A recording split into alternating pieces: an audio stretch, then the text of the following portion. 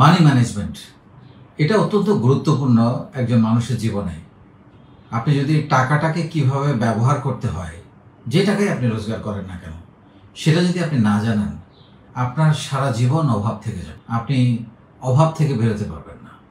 কারণ এটা যদি আপনি জানেন, মানি ম্যানেজমেন্টটা যদি প্রপারলি জানেন, আপনি কখনোই জীবনে অর্থনৈতিক সংকটে পড়বেন না। আপনি চাকরি করেন, ব্যবসা করেন, যেটাই করেন না কেন, এই মানি ম্যানেজমেন্ট না জানার কারণে আপনার জীবনে অভাব থেকেই যায়। কখনই আপনি মানে সবসময় একটা দেনার মধ্যে, একটা নাই এর মধ্যে থাকেন। কিন্তু এটা থেকে বের হওয়ার উপায় নিশ্চয়ই আছে, সেগুলো নিয়ে আমরা আজকে আলাপ করব। এটা হয় সাধারণত মূলত বেহিসাবি জীবনযাপনের জন্য। আপনি দেখবেন যে আমাদের দেশে অনেক বড় বড় তারকা একসময় অনেক রোজগার করে, অনেক ভালো ভালো কাপড় পরে, দামি গাড়িতে চড়ে, বেহিসাবি জীবনযাপন করে, কিন্তু জীবনের শেষ অংশে এসে চিকিৎসার জন্য সরকারের কাছে হাত পাততে হয়। এর একটাই মাত্র কারণ, তার বেহিসাবি, তার আয়ের সঙ্গে ব্যয়ের কোনো সম্পর্ক নেই, বা যাই আয় করেছে পুরোটাই ব্যয় করে ফেলেছে, কোনো সঞ্চয় করে নাই লাইফে। সঞ্চয়টা খুবই গুরুত্বপূর্ণ একটা বিষয়। তো আমরা আসছি আজকে। এখন অনেকেই বলতে পারেন আমার তো আয় নাই, হিসাব করে কি হবে। আমি তাদের জন্য বলছি যারা আয় করছেন, যেটাই আয় করছেন, একটা মোটামুটি মাসে আপনি চাকরি করে হোক, ব্যবসা করে হোক, মোটামুটি একটা আয় আপনার আছে মাসে, সেইটাকে আপনি সর্বোচ্চ কিভাবে ব্যবহার করবেন সেটা নিয়ে আলাপ করব। তো আসুন আমরা এখন আলাপ করি কিভাবে মানি ম্যানেজমেন্টটা করবেন। প্রথমেই যেটা দরকার সেটা হচ্ছে মাসিক বাধ্যতামূলক সঞ্চয়। আমি এতদিন আপনাদেরকে বলে এসেছি নানানভাবে যে সঞ্চয় করতে হবে, যে কোনোভাবে চেষ্টা করবেন একটু একটু করে সঞ্চয় করার। কিন্তু এখন বলছি বাধ্যতামূলক সঞ্চয়।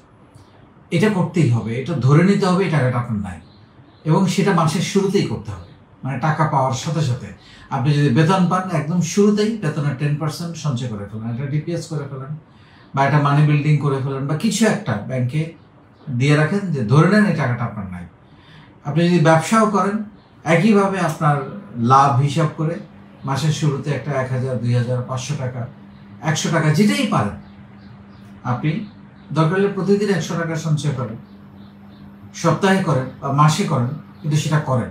টাকাটা এমন একটা জায়গায় রাখেন, আপনি ধরে নেবেন যে এই টাকাটা আপনার নাই, এবং এটা বাধ্যতামূলকভাবে করতে হবে। এটার মানে কোনো ব্যত্যয় করা যাবে না, কারণ আপনি খরচ করলেই খরচ হবে, খরচ না করলে খরচ হবে না। সো এটা হলো 1 নাম্বার। 2 নাম্বার, আমি 12টা ওয়ে আপনাদের কাছে বলার চেষ্টা করব। 2 নাম্বার হচ্ছে আয়ের চেয়ে ব্যয় কমানো। কিছু কিছু মানুষকে আমি দেখি মাসের 15 তারিখের পরে টাকা নেই, এবং তার একটাই কারণ বেহিসাবি জীবনযাপন। সে এটা তো কোনো কারণ নেই। আপনার আয় যদি সে কথার কথা 10,000 টাকা থাকে মাসে, আপনাকে 10,000 টাকা দিয়েই চলতে হবে। নাই খাবো না, চলবো না, পড়বো না, দেখবো না। So very simple. ধার করে ফুটানি করার তো কোনো দরকার নাই। ধার করে কাপড় কেনার, ধার করে মোবাইল কেনার, ধার করে এগুলো তো কোনো প্রয়োজন নাই। সো নাই মানে আমার কাছে নাই, আমি করবো না। সো আয়ের চেয়ে ব্যয় কমাইতে হবে একদম নিশ্চিতভাবে। আপনি আয় বাড়ানোর চেষ্টা করবেন, কিন্তু যতটুকু আয় আছে আপনার ব্যয়টা ততটুকুর মধ্যে থাকতে হবে, বা তার চেয়ে কম হইতে হবে, এবং সামান্য হলেও যে 10% হলেও সেভিংস করতে হবে। 3 নাম্বার হচ্ছে খরচ কমিয়ে সঞ্চয় করা। এটা আমার একটা আলাদা ভিডিও আছে। আমরা নানান অপ্রয়োজনীয় খরচ অনেক সময় করি, যেমন যেটা লাইফে কোনো কাজে লাগে না আসলে। যেমন কেউ সিগারেট খায়, অনেক আড্ডাবাজি করে রেস্টুরেন্টে একটা খরচ করছে, তারপর প্রেম করতে হলে গিফট দিতে হয়, এরকম একটা পূর্ব শর্ত থাকে। এই ধরনের প্রেম না করাই ভালো, তাই না? আপনি ক্যারিয়ার তৈরি করেন, প্রেম আপনাকে খুঁজবে, কারণ গিফট দেওয়া যদি প্রেমের পূর্ব শর্ত হয়, সেই প্রেম টেকে না। সে আরেকজনের কাছ থেকে ভালো গিফট পেলে তার কাছে চলে যাবে। সো এরকম অনেক অপ্রয়োজনীয় খরচ আছে। মোবাইলে অনেক বেশি কথা না বলা, এরকম অনেক কিছু আছে, সেগুলো কমিয়ে আপনি চাইলে সঞ্চয় করতে পারেন। 4 নম্বর হচ্ছে কারো থেকে ধার নেবেন না। এটা খুবই গুরুত্বপূর্ণ লাইফের। এটা একটা স্বভাব, এবং এটাকে একটা প্রয়োজনীয় হ্যাবিট আমি বলতে চাই লাইফের। এবং এইটা তৈরি করতে পারাটা যে কত জরুরি লাইফে। এবং আমি খুব বুকফুলি একটা কথা বলতে পারি যে আমি আমার জীবনে আজ পর্যন্ত কোনোদিন কারো কাছ থেকে 1 টাকাও ধার করিনি। এটা আমার জীবনের একটা সৌন্দর্য যে আমার কোনো টেনশন নেই, আমার কাছে কেউ টাকা পাবে না। সো আপনি চাইলে এটা করতে পারেন। আমার কাছে যখন ছিল না, কম ছিল, ছোট বাসায় থেকেছি, কম খেয়েছি, কম চলেছি, সমস্যা নেই। তাই বলে ধার করতে হবে, এই অ্যাটিটিউডটা খুব ভয়ঙ্কর। এবং এতে হবে কি, আপনি অপমানিত হবেন, নিগৃহীত হবেন, লুকায় লুকায় পলায় পলায় চলতে হবে, অন্যের ফোন ধরতে পারবে না, মানে বুক ফুলিয়ে চলা যায় না। সো ধার করবে না, নাই খাবো না, চলবো না, যতটুকু আছে ততটুকুর মধ্যে চলবো। This is number 4। নাম্বার 5 হচ্ছে উল্টাটা, কাউকে টাকা ধারও দেবেন না।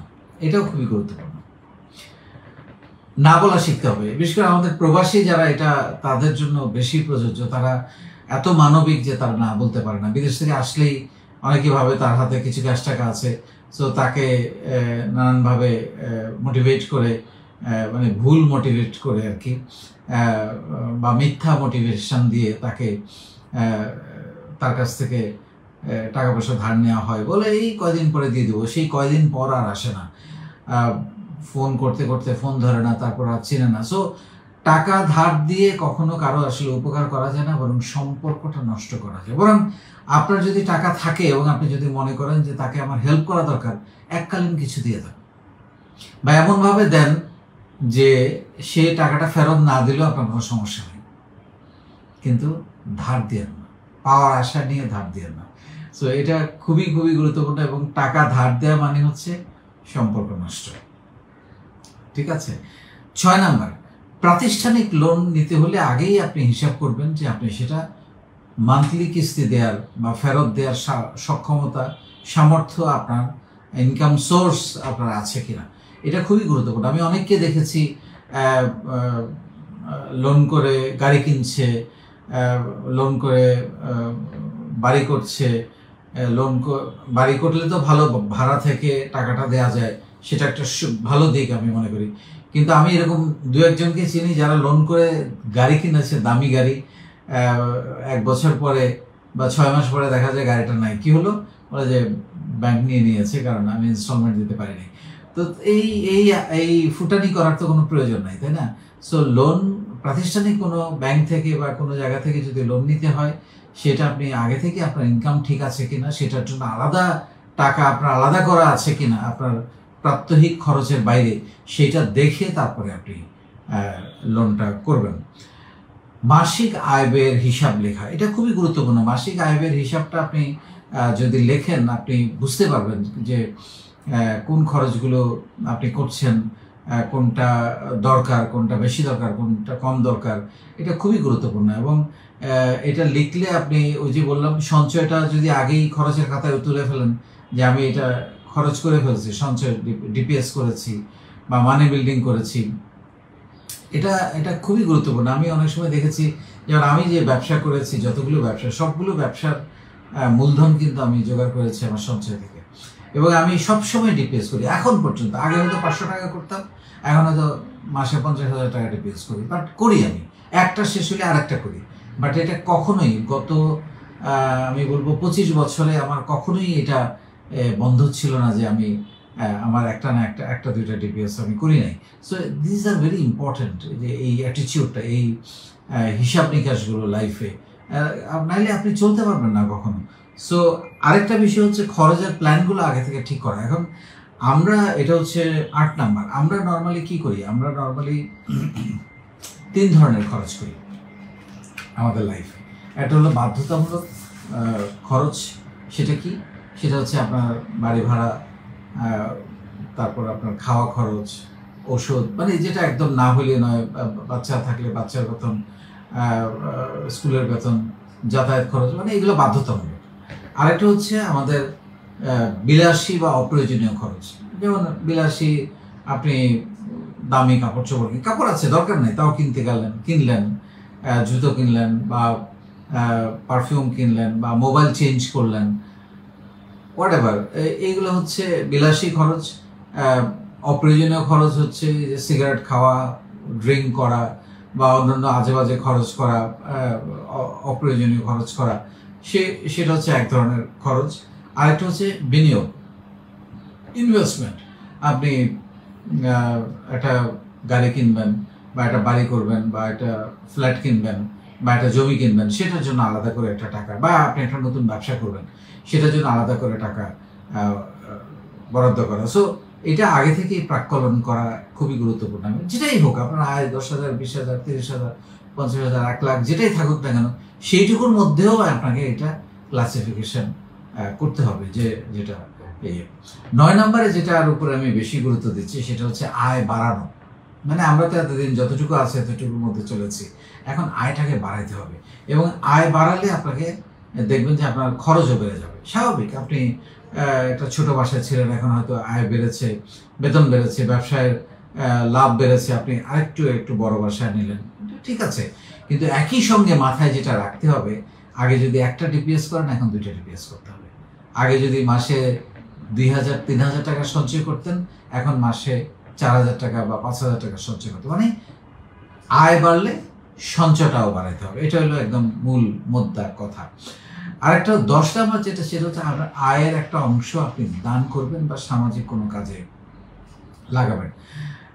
আপনার আয়ে মানুষের হক আছে যাদেরকে আপনি ইভেন চেনেন না। এবং আমি তো সবসময় বলি, মানুষের জন্য কাজ করলে জীবিকার জন্য কাজের অভাব হয় না। এবং আপনি বিশ্বাস করেন, আপনি যদি কিছু অংশ আপনি যদি 1% ব্যয় করেন কোনো আয়ের জন্য, আপনি এবং আপনি নিশ্চিত থাকেন আপনার আয় বাড়বে। একদম আমি দায়িত্ব নিয়ে বলছি, আপনি দান করেন, ভালো জায়গায় দান করেন, মানে সঠিক দান করেন, লোক দেখানো না, সঠিক দান করেন, এবং আপনি যদি সামাজিক কোনো কাজে ব্যয় করেন, আপনার আয় বাড়বে। এটা একদম মানে সহজ সমীকরণ। সো এটা আরেকটা হচ্ছে 11 নম্বর হচ্ছে, আপনার যখন আয় বাড়বে আপনি তখন কতগুলো খাত তৈরি করবেন। একটা হলো চিকিৎসা, মানে আপনি যদি রোগ শোক নাও হয় তাও একটা অ্যামাউন্ট আপনি চিকিৎসার জন্য আলাদা করে রেখে দেবেন, যে মাসে এত টাকা আমি জমাবো চিকিৎসার জন্য, কোনো হঠাৎ কোনো বিপদ আপদে পড়লে যাতে আমি ওইটা ব্যবহার করতে পারি। তারপর আপনি হয়তো চিন্তা করেন আমি হজ করব 5 বছর পরে, একটা অ্যামাউন্ট জমানো শুরু করেন, একটা ডিপিএস করে ফেলেন আলাদা করে হজের জন্য। তারপর আপনি বিয়ের, আপনার নিজের বিয়ে হতে পারে, বা আপনি একসময় আপনার সন্তানের বিয়ের জন্য আগে থেকে 10 বছর আগে থেকে সঞ্চয় করেন, করে আপনি যাতে বিয়ের সময় আলাদা করে জমি বেচতে না হয় বা লোন করতে না হয়। আমরা অনেক সময়, আমি অনেককে দেখেছি বিয়ের সময় লোন করেন। ভাই, এটা বিশাল বার্ডেন, তার চেয়ে আগে থেকে সঞ্চয় করেন। তারপরে বা অন্য যে কোনো এরকম বড় কাজে আপনি বা বিনিয়োগের জন্য আপনি এরকম আগে থেকে সঞ্চয় করা পরিকল্পনা শুরু করেন। তারপরে 11 নম্বর যেটা হচ্ছে, মানে বিনিয়োগটা লাস্টেই বলবো, বিনিয়োগের জন্য সঞ্চয়। আপনি নতুন ব্যবসা করবেন, আপনি ফ্ল্যাট কিনবেন, আপনি গাড়ি কিনবেন, আপনি বাড়ি করবেন, জমি কিনবেন, সেটার জন্য আলাদা একটা ডিপিএস বা আপনি তৈরি করেন। এবং এই ডিপিএসগুলোর সবচেয়ে বড় সুবিধা হচ্ছে, মানে মনে করা হয় যে এই টাকাটা আমার হাতে নেই, খরচ হয়ে গেছে, কিন্তু একটা সময় গিয়ে একসাথে অনেকগুলো টাকা পাওয়া যায়। এটা হচ্ছে সবচেয়ে, যদিও ইনফ্লেশন যোগ করলে এটা আসলে মানে তেমন বড় কোনো লাভের কোনো বিষয় না, কিন্তু সঞ্চয়টা হয়, কারণ টাকাটা তো আপনি আদারওয়াইজ খরচ করে ফেলতেন, সঞ্চয়টা হয়। সো আসলে যেটা আমি বলতে চাচ্ছি সেটা হচ্ছে, পরিকল্পনা ছাড়া কোনো কাজ পৃথিবীতে সুন্দরভাবে বা গুছিয়ে করা যায় না। আপনি যদি আপনার জীবনে ফিনান্সিয়াল ফ্রিডম পেতে চান, ফিনান্সিয়াল শৃঙ্খলা পেতে চান, আপনাকে মানি ম্যানেজমেন্ট শিখতেই হবে। তখন দেখবেন আপনি কখনোই অর্থনৈতিক সংকটে পড়বেন না। আপনার হাতে টাকা নাই বা আপনাকে লোন করতে হবে না, হাত পাততে হবে না কারো কাছে, এবং একটা সুশৃঙ্খল জীবনযাপন, ফুরফুরে জীবনযাপন করতে পারবেন।